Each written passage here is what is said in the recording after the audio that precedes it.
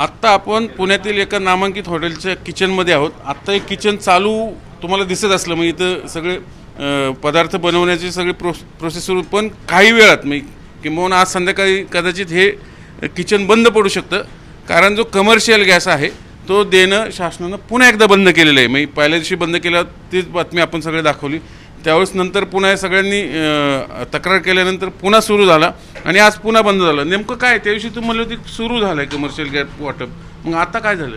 त्या दिवशी काय आलं, संध्याकाळी 4 वाजता ते न्यूजमध्ये पण आलं आणि काही लोकांशी आम्ही बोललो ते काय ते, तर ज्यांनी सांगितलं पण नाही माझ्याकडे आज माझा सप्लाय दिला, पण सप्लाय कसा आला त्यांच्याकडं, त्या डिस्ट्रीब्युटरकडं स्टॉक होता, त्याच्यामुळे सप्लाय आला. तर आम्हाला काय वाटलं सप्लाय गव्हर्नमेंटने ऑर्डर रिवोक केली असं वाटलं, त्यामुळे सगळीकडे न्यूजमध्ये पण आलं की गव्हर्नमेंटने ऑर्डर. तुम्हाला विचारलं सुद्धा तर आम्हाला जसं बाहेरनं कळलं आम्ही सांगितलं, पण ॲक्च्युअल बघायला गेलं तर ते रिवोक केलीच नाही. मी तुम्हाला म्हटलं होते ऑर्डर काय आहे का रिवोकची, तू म्हणले नाही म्हटले, ऑर्डरच नाही आली. आणि दुसरी गोष्ट संध्याकाळी आम्ही जेव्हा कन्फर्म करायला कोणाकडे GR नाही रिवोक केलेलं, आणि मग डिस्ट्रीब्युटर म्हणतात ते नाही, ते सगळ्या एकमेकाचं कारण सांगायला की त्यांनी मला कळणार, जो तो माणूस चौकशी करत असतो ना तसं, त्यामुळं कोणाकडे GR नाही. 2 दिवस स्टॉक शिल्लक होता तोपर्यंत तुम्हाला सिलेंडर मिळाले, पण आता सगळ्यांचा स्टॉक संपलाय सगळ्या डीलर्स कडला.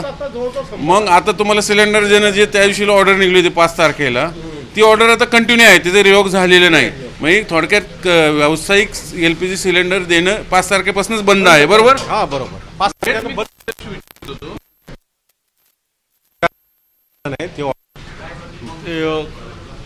त्याचा परिणाम काय होणार?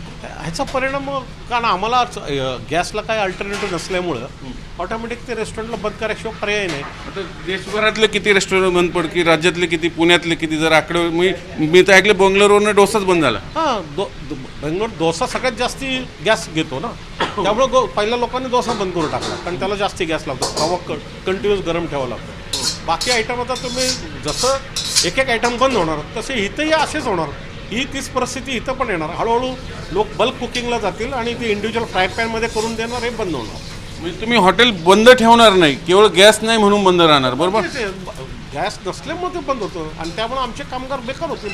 लाखो कामगार आहे पुण्यामध्ये, ते बेकार होतील. त्यांना काय आम्ही काम देणार? आणि सिलेंडरला स्टॉक किती दिवस?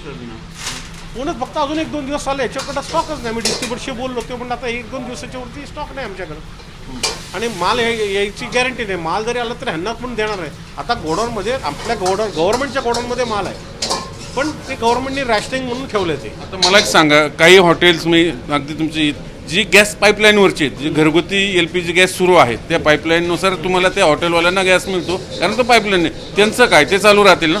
नाही, त्याचं आत्ताच्या घडीला काहीच सांगता येत नाही.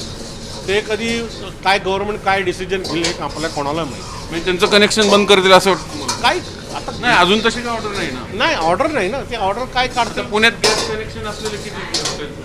10% लोक, जास्ती 10-12% पाईपलाईननी गॅस. इतर शहरांची काय ऑर्डर नाही? टोटल हॉटेल इंडस्ट्रीमधलं गॅस पाईपलाईन मध्ये 85%, 80-85% सगळे LPG सिलेंडरवर आहेत.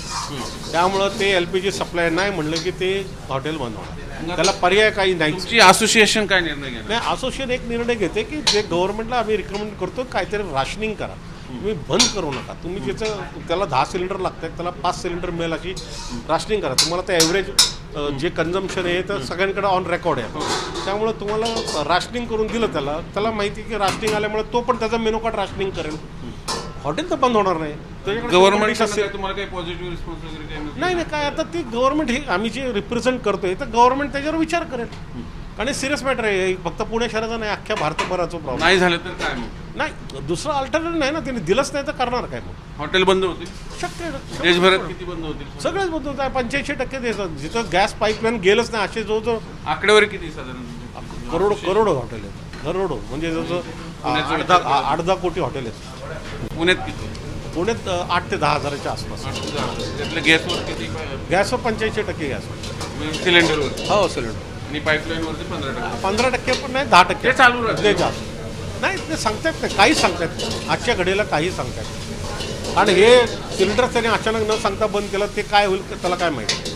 म्हणजे बघा, आखाती युद्धाचा परिणाम थेट तुमच्या किचनपर्यंत येऊन पोहोचलेला आहे. आज घरगुती गॅस 60 रुपयांनी वाढला आहे, आपल्या सर्वांना माहिती आहे, पण आता कमर्शियल सिलेंडर ज्याचे रेट वाढले होते ते रेट वाढूनही सगळे हॉटेलवाले घ्यायला तयार होते, कारण शेवटी प्रश्न धंद्याचा होता. पण आता ते देणंच बंद झालेलं आहे. मग 5 तारखेला ती ऑर्डर निघली, आपणच ती बातमी ब्रेक केली. त्यानंतर असं वाटलं की यांच्याकडे जो डीलरकडला स्टॉक होता तो यांना दिला, यांना वाटलं पुन्हा सुरू झालं म्हणून यांनी हॉटेल पुन्हा सुरू ठेवले. पण आज परिस्थिती अशी समोर आली की ती ऑर्डर रिवोक झालेलीच नाही. गॅस पुरवठा व्यावसायिक सिलेंडरचा हा बंदच आहे, तो पुन्हा चालू झालेलाच नाही. त्यामुळं आता कुठं त्यांना याची झळ पोहोचायला लागली. आणि आज उद्या ही सगळी पुणे शहरातली, जशी बँगलोरचा तर डोसा बंद झाला तशी पुणे शहरातली सगळी मॅक्झिमम रेस्टॉरंटचं एक किचन कधीही बंद होऊ शकतं. कारण 1-2 सिलेंडरच्या पुढं ते स्टॉक ठेवता येत नाही त्यांना, किंबहुना तर गेले 2 दिवसात मिळालेलाच नाही 5 तारखेपासून. हा सगळ्यात मोठा फटका ह्या आखाती युद्धाचा अख्ख्या हॉटेल इंडस्ट्रीला आपल्याला इथं बसताना पाहायला मिळतो. म्हणूनच याला पर्याय खरं तर तसं पाहिलं तर फक्त युद्धबंदी एवढाच पर्याय, बाकी दुसरा काही पर्याय नाही. म्हणून आता आखाती युद्धाचे चटके सामान्य घरांच्या अगदी किचनपर्यंत येऊन पोहोचलेत आणि या हॉटेल इंडस्ट्रीत अक्षरशः कोलमडून पडेल. कारण लाखो कामगार आहेत, त्यांचं काय, ते बिचारे देशधोडे लागू शकतात. कारण गॅस नाही तर हॉटेल चालणार कशी. व्हिडिओ जर्नलिस्ट नितीन सांडबोर, चंद्रान पुणे, जे मीडिया पुणे.